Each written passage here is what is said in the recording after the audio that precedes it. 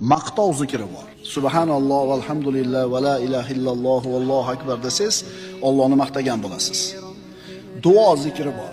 Robbana zalamna anfusana va illam taghfir lana va tarhamna lanakunanna minal khosirin desiz, duo bilan zikr qilgan bo'lasiz. Banda uyquga yotishdan avval ham, keyin ham duo qilsin. Bir ishga kirishda ham, tugatganda ham duo qilsin. Oyoq kiyimini kiyib yechganda ham duo qilsin. Yeganda, ichganda, tugatganda ham duo qilsin. Har holatda Allohga duo qilishing seni birodar zokir ekanligini belgisi. Bismillah deding. Alloh men bilan birga deding. Alloh meni ko'rib turibdi deding. Demak sen zokirlardansan. Qur'on o'qiding yoki eshitding. Sen zokirlardansan. Amr ma'ruf qilding. Demak sen zokirlardansan.